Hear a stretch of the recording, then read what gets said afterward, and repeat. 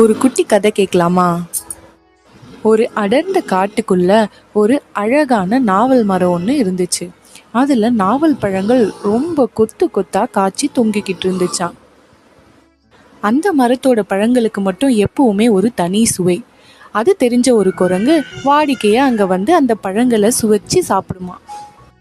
பக்கத்தில் ஓடையிலிருந்து ஒரு முதல இதை எப்பவுமே கவனிச்சுட்டே இருந்துச்சான்.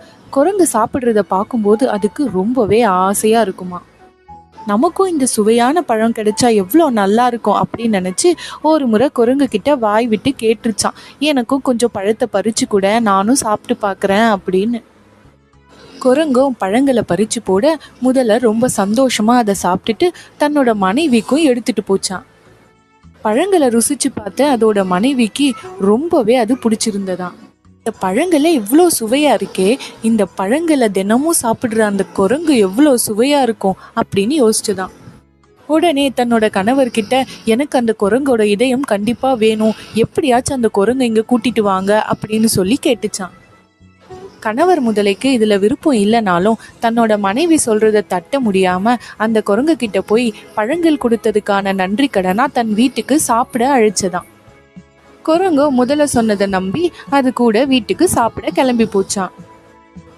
முதலைக்கு குரங்க பார்க்கவே ரொம்பவே பரிதாபமா இருந்துச்சான். பாதி வழி போன பிறகு குரங்கால தண்ணியில தப்பிக்க முடியாதுன்னு தெரிஞ்ச பிறகு முதலை குரங்கு கிட்ட நடந்ததை சொல்லி மன்னிப்பு கேட்டுச்சான். தன்னோட இதயத்தை முதல்ல கேட்டதுன்னு தெரிஞ்சதும் பயந்து போன குரங்கு அந்த பயத்தை வெளிக்காட்டிக்காம டக்குன்னு ஒரு பிளான் போட்டுச்சான்.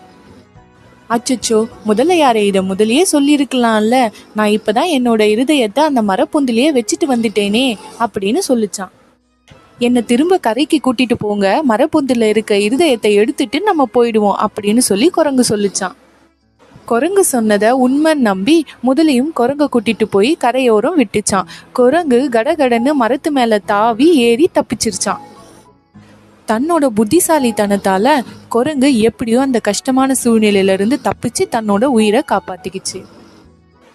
நம்ம எல்லாருக்கும் உதவி பண்றது தப்பு இல்லைங்க, ஆனா அதை தகுதியானவங்களுக்கு பண்றோமா அப்படிங்கறத தெரிஞ்சு பண்ணணும். தேங்க்யூ.